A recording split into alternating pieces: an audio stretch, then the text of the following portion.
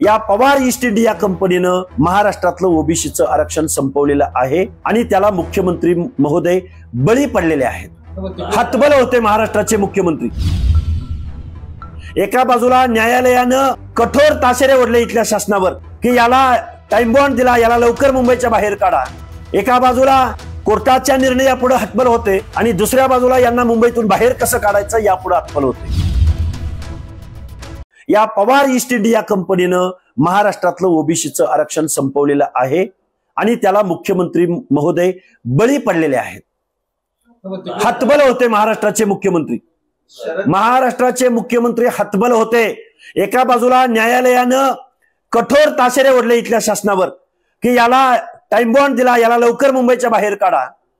एका बाजूला कोर्टाच्या निर्णयापुढे हतबल होते आणि दुसऱ्या बाजूला यांना मुंबईतून बाहेर कसं काढायचं यापुढे हतबल होते. पवारांवरती सातत्याने तुमची टीका होते, मात्र या आरक्षणाच्या लढ्यामध्ये अनेक नेते पुढे आले. त्यात मुख्यमंत्र्यांचं पण नाव होतं की त्यांनी त्यांच्या कार्यकाळात दिलं गेलेलं आरक्षण, मात्र फक्त पवारच कसे जाऊ. मी पवार नाही, मी आता माझी बाईट जरी काढून बघितली तर मी मुख्यमंत्र्यांचं वेळोवेळी नाव घेतलेलं आहे. ते बळी पडलेले आहेत मी असं म्हणतोयच ना. पण हे जे आंदोलन बेकायदा उभं केलं, बेकायदा मागण्यांना सपोर्ट करण्याचं काम कोणी केलं असेल तर डायरेक्ट केलं शरद पवारांनी, डायरेक्ट सपोर्ट केला सुप्रिया सुळेंनी, डायरेक्ट सपोर्ट केला शरदचंद्रजी पवारांचा खासदार बजरंग सोनवणेनी आणि इनडायरेक्ट म्हणण्यापेक्षा डायरेक्ट त्यांना या ओबीसी आरक्षण विरोधी लढ्याला विजयसिंह, प्रकाश सोळंकी, अजितदादाच्या आमदारांनी. कोण माणसं होती, कुठली माणसं होती, कुणी डिझेल पुरवलं, कुणी गाड्या पुरवल्या, कुणी माणसं पुरवली, कुणी ओपन पत्रकार परिषदा घेतल्या, कुणी जरांगेच्या आंदोलनामध्ये जाहीर सहभाग घेतला, हे महाराष्ट्राला माहिती आहे ना. आणि ह्याचे मालक पवार फॅमिलीच आहे ना. प्रश्नच नाही. रोहित पवारांचा आयटी सेल हे मनोज जरांगेंचं आंदोलन चालवत होता. हे महाराष्ट्रातल्या ओबीसींना माहिती आहे. कालपासून मुख्यमंत्री याचं श्रेय घेत आहेत. मुख्यमंत्री सुद्धा म्हणतात की आम्ही योग्य न्याय दिलाय. मग मुख्यमंत्र्यांनी, तुम्ही म्हणताय ओबीसीवर मुख्यमंत्र्यांनी अन्याय केला, मुख्यमंत्र्यांची स्पष्ट भूमिका तुम्ही का नाही मागत कालपासून? कालपासून मी बोलतो ना, मुख्यमंत्री महोदयांच्या या गव्हर्नमेंट रिझोल्युशनद्वारे मी एक ओळ वाचून दाखवतो.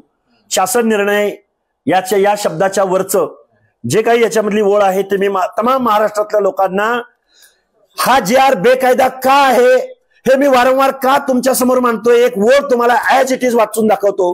गव्हर्नमेंट रिझोल्युशन मध्ये एक कॉमा, एक टिंब, एक अक्षर, त्याला सुद्धा महत्व असतं. त्याला सुद्धा महत्व असतं. वेलांटी, दीर्घ का ऱ्हस्व याला सुद्धा जी आर मध्ये महत्व असतं. तर या जी आर मध्ये एक वाक्य लिहिलेलं आहे, ते मी वाक्य तुम्हाला वाचून दाखवतो.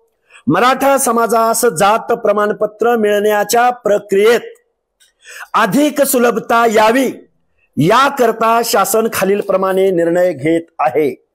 म्हणजे या जी आरचा उद्देश मराठा समाजाला ओबीसी मधून आरक्षण देणे हा आहे. मराठा समाजाला ओबीसी मध्ये आरक्षण द्यायला, समावेश करायला सर्वोच्च न्यायालयानं नकार दिलाय, सेंट्रल बॅकवर्ड कमिशनने नकार दिलाय, स्टेट बॅकवर्ड कमिशनने नकार दिलाय.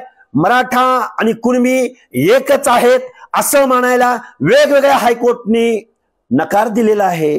मग एवढे सगळे उच्च न्यायालय, सर्वोच्च न्यायालय, state backward commission, central backward commission यांचा एवढा सगळा विरोध असताना, मराठा समाज सोशल बॅकवर्डनेस नाही हे वेळोवेळी सांगितलेलं असताना परत शासन म्हणतोय की मराठा समाजास जात प्रमाणपत्र मिळण्याच्या प्रक्रियेत अधिक सुलभता यावी. म्हणजे उद्देश काय आहे तर मराठा समाजाला ओबीसी मध्ये समावेश करणे हा या जी आरचा उद्देश आहे.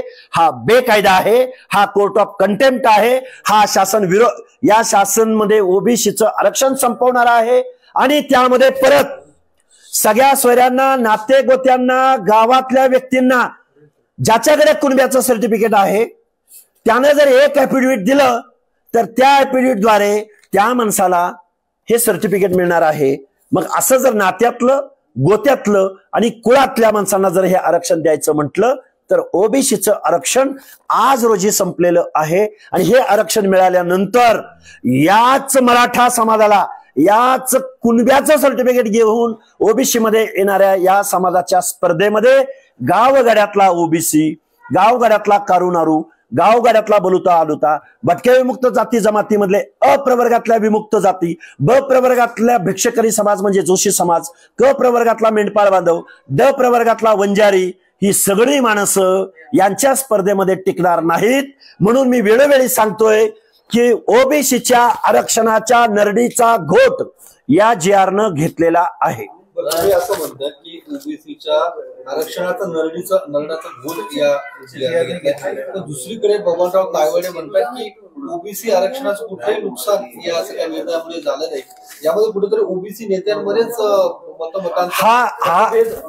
हा GR मराठीमध्ये आहे. हा GR मी आतापर्यंत तुमच्या समोर वाचून दाखवला. या GR मधल्या काही वर्डिंगचा अर्थ तुम्हाला सांगायचा प्रयत्न केला. याच्यापेक्षा वेगळा काही अर्थ जर तायवाडे साहेबांना लागत असेल तर त्यांना तुम्ही तो प्रश्न विचारला पाहिजे. तायवाडे साहेब ओबीसी चळवळीमधलं जुनं ज्येष्ठ नेतृत्व आहे. त्यांनीच मुळात हा GR कसा ओबीसीच्या मुळावर येत नाही याचा अर्थ तायवाडे साहेबांनी महाराष्ट्राला समजावून सांगावा. ते आमचे ज्येष्ठ नेते आहेत आणि ओबीसी म्हणून महाराष्ट्रामध्ये आंदोलन उभा करतायत, तर त्या तायवाडे साहेबांनी या GRचा अर्थ आम्हालाही समजावून सांगावा. सीएम पण म्हणाले का स्टेटमेंट असं होतं की ओबीसी दोन समाज समोरासमोर येऊ नये, दोन समाजामध्ये तेढ निर्माण होऊ नये हा सरकारचा आणि माझा प्रयत्न होता. पण आता जे हैदराबाद गॅजेट आहे त्यामुळे ओबीसी आरक्षणाला धक्का लागणार नाही असं स्पष्ट मत फडणवीसांनी काल व्यक्त केलेलं आहे. इव्हन विखे पाटील पण म्हणतात की ओबीसी आरक्षणाला धक्का लावणार नाही आम्ही. कसा धक्का लागत नाही? आता परत एकदा शासन GR वाचून दाखवू का तुम्हाला? किती वेळा वाचून दाखवायचा? खोटं बोलतायत. रास्त या GRचा अर्थ काय? हा काय कन्नड मध्ये GR आहे का? हा काय फारसी हिब्रू कुठल्या फॉरेन लँग्वेज मध्ये आहे का? आणि हा गव्हर्नमेंट रिझोल्युशन आहे, नॉट अ इन्फॉर्मेशन. आणि गव्हर्नमेंट रिझोल्युशन मध्ये सरळ सरळ तुम्ही म्हणताय की मराठा समाजास जात प्रमाणपत्र मिळण्याच्या कामामध्ये सुलभता निर्माण व्हावी म्हणून तुम्ही बोलताय, GR पारित करताय.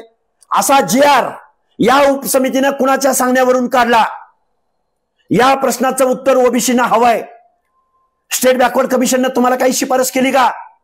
मंत्रिमंडळामध्ये तुमचा काही निर्णय झाला का? हाऊसमध्ये यावर चर्चा झाली का?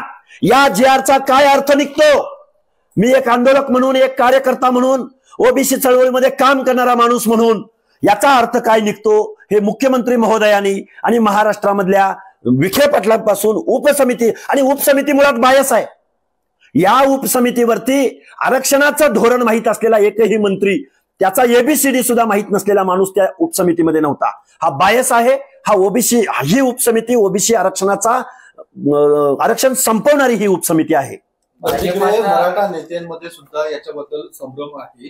विनोद पाटील म्हणतात की हा GR नाहीये, ही माहिती पुस्तिका आहे. अहो विनोद पाटील साहेब, तुम्ही एवढे दिवस लढताय, ह्याच्यावरती लिहिलंय काय? लिहिलंय सामाजिक न्याय व विशेष सहाय्य विभाग, GR, गव्हर्नमेंट रिझोल्युशन, महाराष्ट्र शासन, आणि परत शासन निर्णय, परत वर्षा देशमुख उपसचिव महाराष्ट्र शासन, साईन आहे.